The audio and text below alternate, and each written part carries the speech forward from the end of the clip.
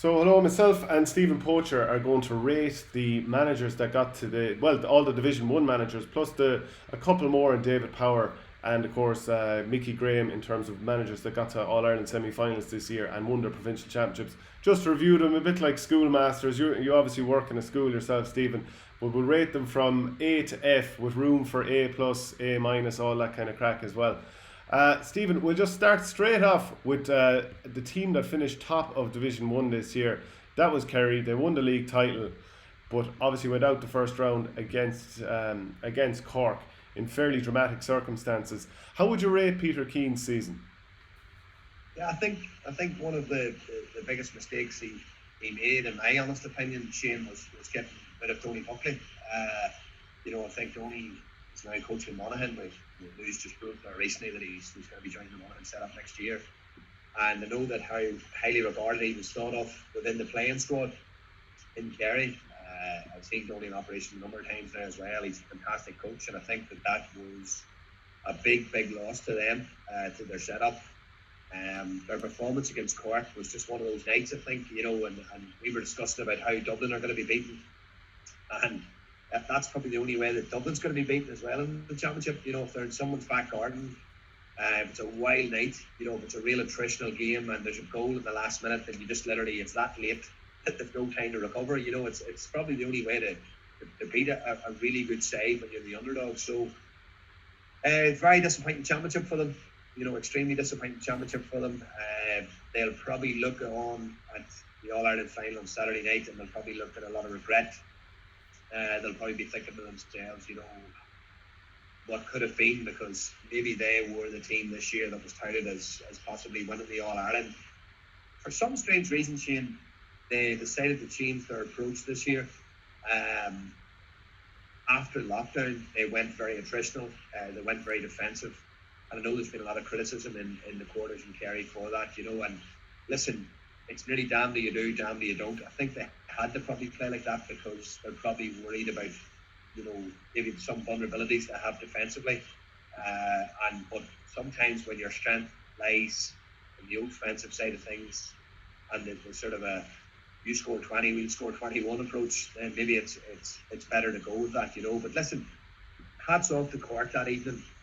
I don't think you can probably level, an enormous amount of criticism at Kerry on that evening, because just everything went wrong, Shane. And listen, I know myself, I was involved in a game on Sunday myself, where we get 16 wides, and as a coach and as a manager, you're standing on the sideline and you can't compensate for that. You can't compensate for David Clifford missing 14-yard free kicks 3 times, not just once, but 3 times, and Seanie O'Shea having an off night, and I don't even think Seanie O'Shea scored that night, and you have all those little sort of variables that are adding up, but probably a bit of pressure on him next year now, Shane, probably a bit of pressure on him, and let's be honest, the Kerry people have no real interest in where they finished in the league, no interest.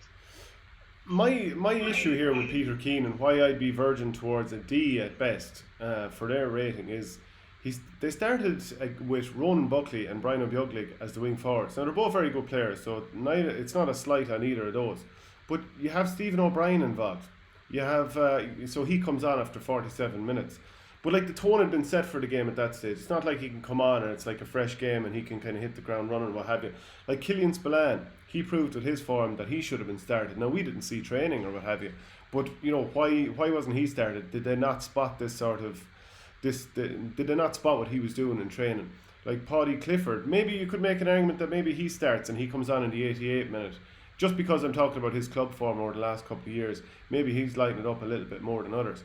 But you're told as Kerry manager, get us to that All Ireland final. If you lose to Dublin, I think everyone says fair enough. Dublin obviously a bit of a superpower, but for Kerry to know that your path through to an All Ireland semi final is Division 3 team Cork. Obviously they're better than a Division 3 team, but Cork, who you've been beaten from pillar to post for years, beat Tipperary, who throughout history you've beaten from pillar to post.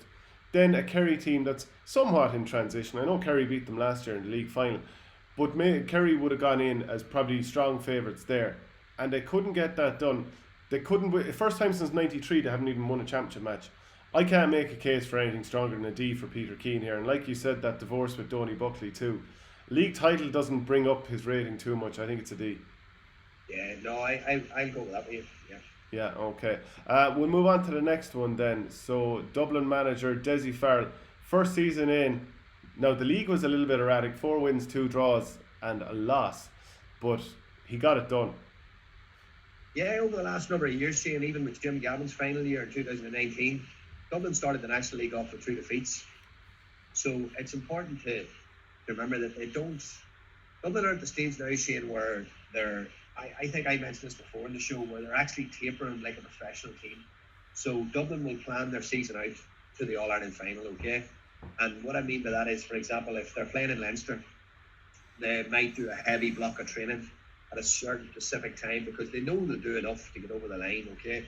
But if you're in Ulster and you just beat Donegal, for example, like Cavan did, all of a sudden the Cavan management are having to sit down that evening and think, geez, we have 2 weeks to plan here.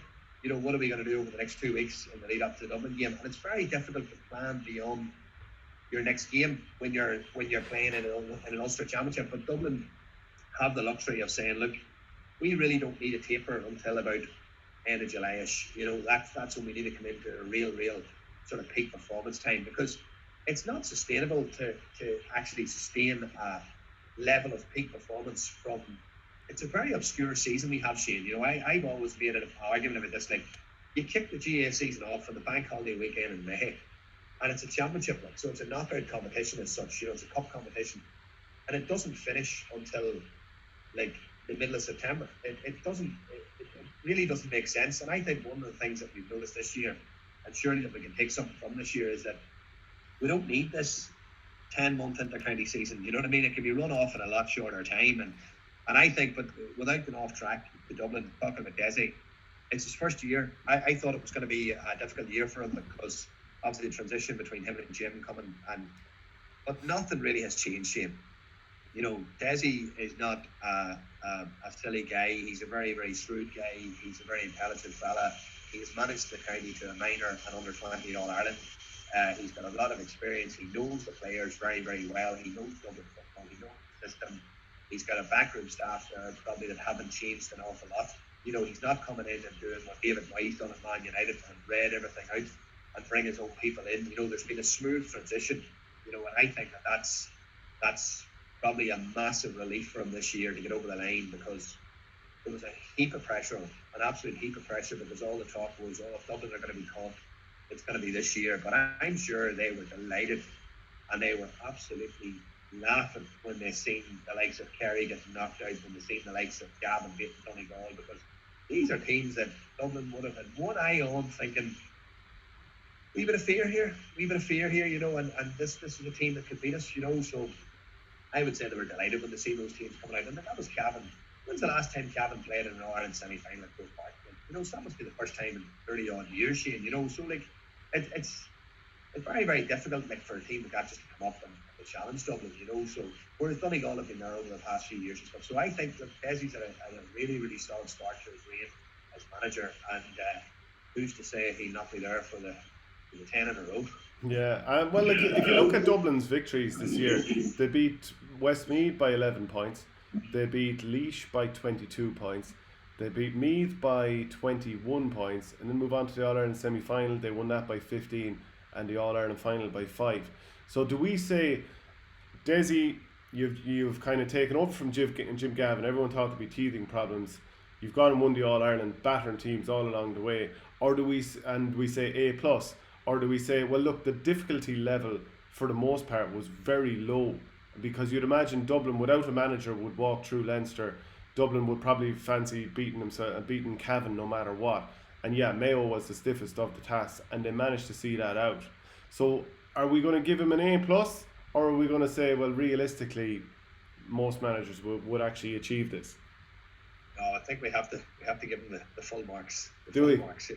Okay, to be honest, they dealt with the history and all that. We'll give them the full marks there. Even though I think, you know, I don't know if I go A+. Could we meet on an A? Okay, we'll meet in the middle then. Okay, all right. What about? I wouldn't like to see you marking my coursework anyway.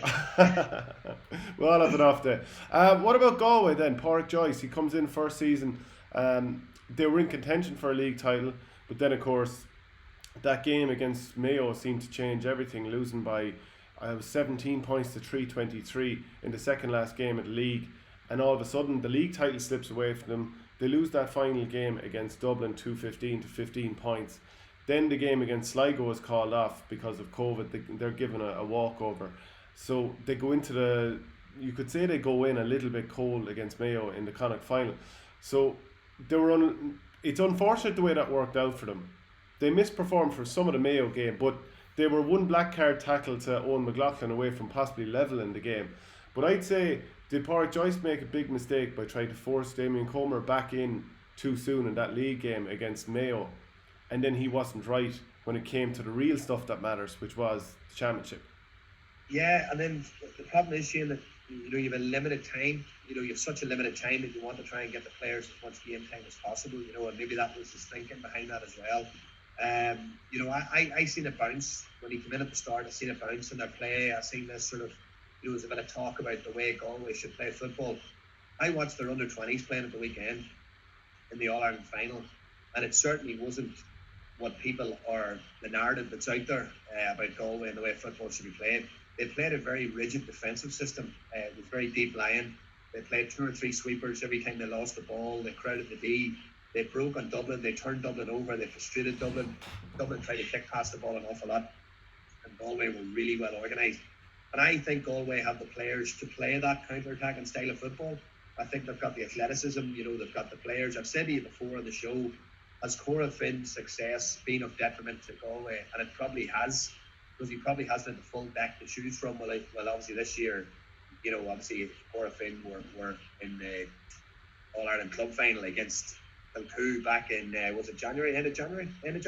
So end of January. So they're only coming back into the panel, and it's very hard to get the lads out of that sort of club segregation, midway through the National League. So I would say, for the season that it is, and the year it is, and the unluck that he had with injuries, and people say that Mayo have been the second best team in the country for the last 6 or 7 years, so he's been beaten by the second best team in the country, that many people are saying. So it can't be too hard, I suppose, in the first year.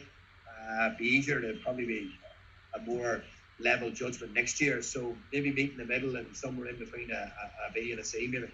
Yeah, I go with C. I mean, they just didn't perform.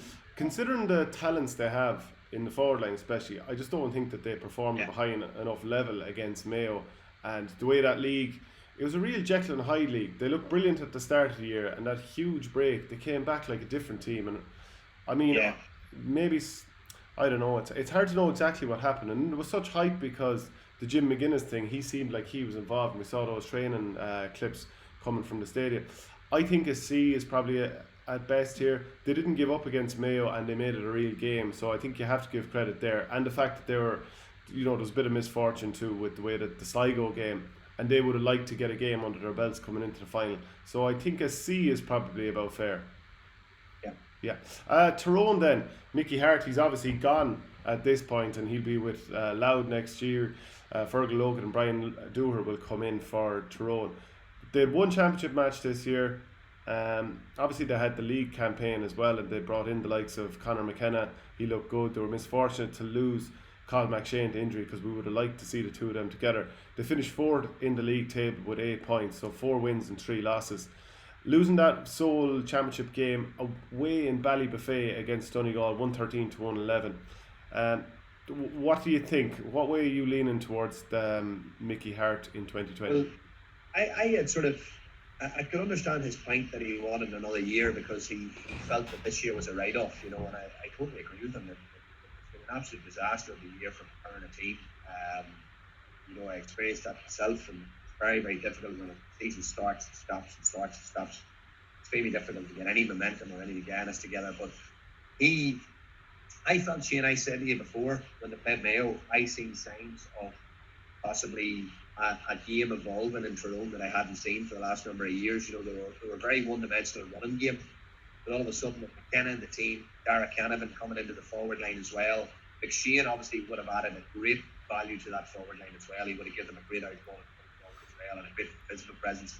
Maybe even in the Conor O'Callaghan role, where McShane could have came deep and collected the odd kick out for them as well and take the pressure off, because they are a team that's probably lacking a a Brian Fenton or a beast of a man or an Ian O'Shea. They sort of are lacking that type of character because Colin Kavanagh has since retired. So I seen their game evolve a little bit, Shane, and I seen them starting to use the foot a bit more, kick past the ball a bit more, and I was very impressed with them that day against Mayo. In Mayo, and I just think that they're very unlucky. They're away to Donegal, first round of the championship. They were 5-1 up. It was a dreadful day, and the game spun on a fantastic kick out from Sean Patton over the top, which led to Lanigan's goal. And I just think that if Tyrone had a back door this year, we probably would have seen them in the last four on the back of that defeat. They would have got a bit of momentum gathered together, and they would have got their show on the road again. But knockout football, and they didn't. But I just think they were very unlucky, Shane, to come up against that Donegal team. And Tyrone people need to be careful what they wish for as well, because it might not just be as smooth a transition next year as they feel. Because for me, they're a good side. There's no question about it. But I think for a lot of those years, Shane, Mickey had them playing probably beyond where they should be, and that's only my opinion. I think the fact that they've retained their Division 1 status is huge, considering Division 1 is so competitive. It really, really is. There's probably not a massive amount of strength and depth in that Tyrone squad at the minute. But as you say, the likes of Darren Canavan coming in, Conor McKenna coming in, Cal McShane back next year, maybe there will be a different force. Yeah, he just had so many years there, and then to go 5-1 up against Donegal and not manage the situation, to get back level at 1-11 apiece late on in the game, and be the team to not score for the last 10 minutes, including injury time.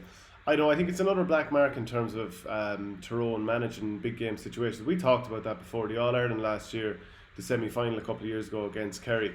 I struggle, I think they have a team that should be, if Cavan could beat Donegal, I know every game is different and what have you, but why not Tyrone? So I would find it hard to give too high a rating here. Well, the game was in Ballybuffet, and you have to sort of say that it was Donegal don't lose in Ballybuffet that often, they don't lose too many games there, and the conditions were very much similar to the Donegal, to the Cork Kerry night, wild conditions that it probably suited Donegal a little bit better. But yeah, look, if you're probably judging him, on the basis of what he did, and he kept them in Division 1, and you're maybe looking at something similar then to the Padraig Joyce one then, Yeah, maybe a C. They did get a win over Dublin in the league, which is important, and and was it in Kerry as well? They beat Kerry. They I'm not 100% sure. They actually beat them in Eden Dork. Remember, it was the horrible conditions that day.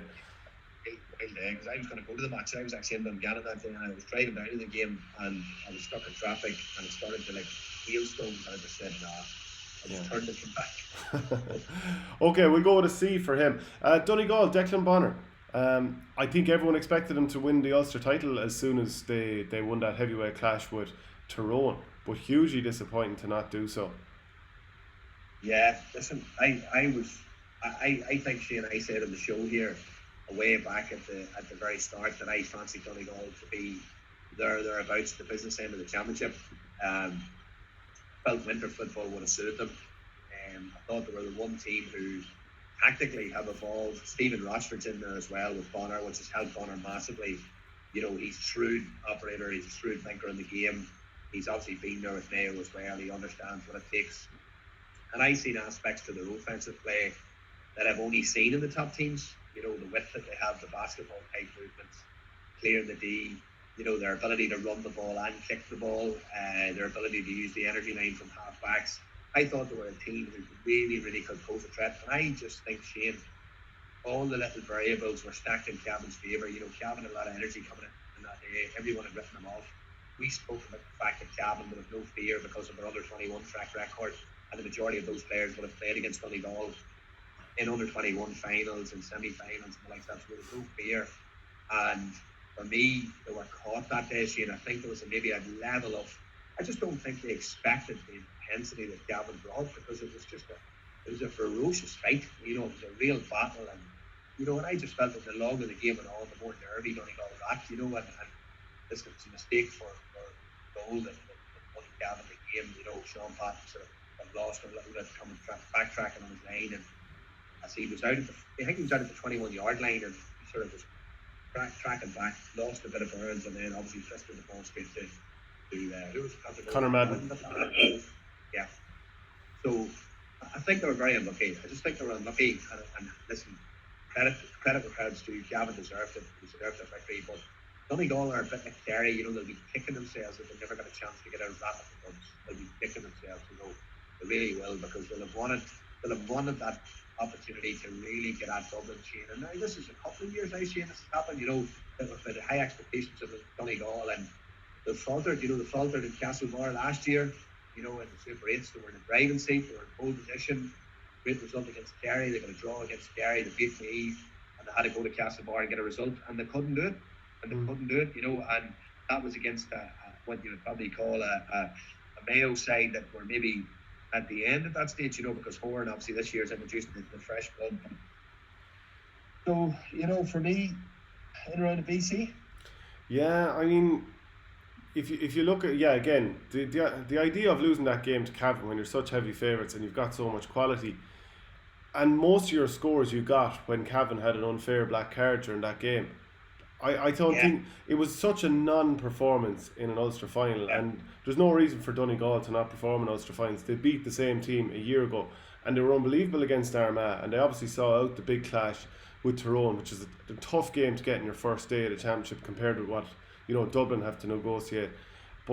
And then like Michael Langan, he's obviously kicked on to a new level. Kieran Thompson has, so Pater Morgan has got that brilliant goal against Tyrone. So there's a lot of positives there, but God, you can't ignore that massive black mark against Cavan. So I can't give him less than Mickey Hart because they beat them. But I think just about a C plus, and even at that I'm quite grudging because I'm not trying to do down Cavan here, but come on, you're massive favourites. Yeah. No, listen, go with that. Yeah. We'll go with that. Yeah. Okay, Monaghan then this year, Banty would have been massive favourites to beat Cavan in the first round, had themselves 5 or 6 points ahead if I remember correctly, and then beaten at the very end of extra time with that Raymond Galligan free from distance. It's not a good season. I think everyone was expecting Monaghan to come through to probably an Ulster final here, because the pat would have been Cavan, Antrim, then maybe down based on who got to the semi-finals this year, and then that clash with obviously Donegal got to the final, coming through that other side here. So Banty, first season back. Yeah, listen, one thing that he did was he appointed a very good management team, backroom team in Conor Lavery and Peter Donnelly, and obviously Shane has appointed Donny Buckley and Johnny Davis to replace the two lads. It's interesting that the two boys are only there for one season. I don't know what the thoughts behind it were, or what the thing behind it was, but it's a big year for Bandy coming up. It's a big year for him coming up. This is a Monaghan team, Shane, that I think are slightly aging. If you look at the age profile of sides, and it's a team that I greatly admire, Shane. I greatly admire them because they're a very small county, Monaghan, and what they're doing, Shane, is they're maximising their resources. They're fully maximising everything that they have, and I like that about them. They're not using the fact that we're a small county, that we're disadvantaged, etc., etc. They've gone on a fundraising drive. They've a great centre of excellence behind themselves. Their underage structure. They've won the last couple of under-17 Ulster titles. Monaghan are a good, strong tradition of minor football as well over the last number of years. So they have players coming through. But this year, I think they did well to stay in Division 1. I think they did very well to stay in Division 1. Particularly on the back of Mayo that relegated. I think they've done well to stay up. Next year will be an even greater challenge for them, because Conor McManus, for me, is still the marquee man. He's still the go-to man. And he's not getting any younger, as they say, and he still has it. He's still a wonderful footballer, but time waits in no man's shade, and that's the thing. And this is a Monaghan team who are still very reliant on their old campaigners, the Hugheses, the McManus, these guys, Wileys, and listen, take nothing away from them. They're a dogged bunch of men and a real honest bunch of men. And listen, a number of years ago, good friend of mine in Castleblaney, Colin Donnelly, asked me to go down and take a handful of sessions for him over the summer. I had taken a break from club football, and one thing I've seen about Monaghan football is there's a real honesty about it. There's a real very hard to explain, like, but there's a real savagery about it as well, you know what I mean? And it's really competitive level of football. So, and Fanti as a character sort of displays all that about Monaghan, you know, that sort of do or die type of ethos and hard on the sleeve as such. So, but listen, it's been a difficult year for him. Losing to Cavan is obviously a blow, especially in Clonus, especially at home. So, I'll leave it to you to make the grades because you're the hard taskmaster here. You're the go for it marker. I am, yeah. I do agree with doing well to stay up in Division 1. And a couple of wins, couple of draws, and 3 losses. So we do have to take that into account. But as I said, a big black mark to lose to Monaghan in such a winning position. And still very reliant on Conor McManus. Like you're saying, time waits for no man. So I think a D plus is about as good as I can give here. We'll jump on to a couple of positive ones. Mickey Graham, relegation in the league, but an Ulster title, and of course a heavy defeat to Dublin in the All-Ireland semi-final, but I don't think many people would take too much away from him. I'm thinking we're probably looking at an A minus here, and you know the minus sounds bad, but like we are looking in the A territory here. Yeah, well, look, people sort of say, Shane, don't they, that it's championship that you're measured on, not the league, you know, and obviously when they got relegated to Division 3, there was the vultures were circling in Cavan, as they would say. People are fickle too, Shane. You know, people have short memories, and you know they tend to lose the run of themselves over in defeat. You know, people get carried away, and you know it's all doom and gloom, and it's all darkness, and there's no light. And I think what Cavan improved and what showed us as well that you know when you bring an intensity and a level of work rate to the table, anything's possible. You know, anything's possible. And listen, don't take anything away from them. Like, they still have Cavan have a lot of talent, a lot of good footballers. It's a proud footballing county, Shane. It's got a county with a lot of history and a lot of tradition. You know, over 35, I think it's 35 Ulster Championships, you know, a number of All-Irelands. Like, you know, Cavan are a proud footballing county, you know, and obviously Mickey is a proud footballing man. He's a proud Cavan man. It means a lot to him. And he'll have been hurting by the league performance, and he'll know probably that if they are to sustain a challenge at the top table, being in Division 3 won't help that. You know, it won't help that. So they're going to have to get out of 3 as quick as possible. And 3 is not an easy division to get out of, you know, because it's a dogfight in there. Every team goes into Division 3 at the start of the year believing that they can get promoted, and every team goes in at the start of the year thinking, well, we need to stay up and fail. So every game's a battle, you know, and it's a war of attrition in there as well. So you want to get out of 3. Armagh had difficulties getting out of 3 for a number of years, but they're out of it now and they're in Division 1. So Galvin, I would expect on the back of their championship performances, Shane, I would expect them to bounce back next year. But absolutely, Mickey has to be given top marks for what he done this year, winning an Ulster title from the preliminary round. I don't think people, Shane, outside of Ulster appreciate how difficult it is to go to an opposition's ground. Like, everybody in Ulster will believe they will beat each other. You know, that's fact. You know, there's no Fermanagh, Antrim, Down, Cavan, Donegal. It doesn't matter who you're playing or where you're going. If you're at home in the Ulster Championship, you will believe you'll beat the opposition. That's fact, you know, and I don't think people outside of Ulster really give it enough credit for how competitive a championship it is. And when we're talking about reviewing provincial structures, you know, Ulster people will be dead against that, because to win an Ulster title or to get to an Ulster final means so much to a group of people in a county, you know what I mean? So, like, it's 1984 since Down have won an Ulster title. You know, it's a long time, and I know for a fact that if Down were to win an Ulster title, like, what it would mean to people here, you know, and it would mean an awful lot. Like, and it's a long time, like, you know, since we have won one, you know, and it's over 10 years now since we've won an under 21, and it's really, I think, 21 years since we've won a minor Ulster. So it's, you know, Ulster titles are not easy to come by. Like, they're not easy to come by, and when they do come, you know, you have to treasure them, and you have to really enjoy them. And listen, what he done this year with Cavan was nothing short of phenomenal in the championship. If we're giving him an A, I think we're probably giving David Power, the Tipperary manager, an A as well. A team that finished 5th in Division 3. Yeah, absolutely. Both of them are A's. See, if I was marking people's goals for them, I would be giving them a lot of linear marks in New Orleans. Well, you know me. I mean, I like to try and keep people honest, and I suppose you're operating in the game, so it's a little bit more difficult for you. I think people will accept and understand that. So Mayo then, James Horn, team in transition. It's they did get relegated 7th place in Division 1. Don't think that was too big of a deal really, and their form was quite good after the COVID break in the league. So I think they've shown good form overall. Probably just limped over Galway for a finish, but put Tipperary to the sword, and then pushed Dublin pretty hard in the final. And I think injuries and stuff came against them. Overall, I think quite a good season for Horn. Well, they beat in the championship. Am I right? They beat Leitrim, Roscommon, and Galway. Is that right? So they've beaten Leitrim, Roscommon, and Galway. They've beaten Tipperary, and they brought Dublin to the last 10 minutes.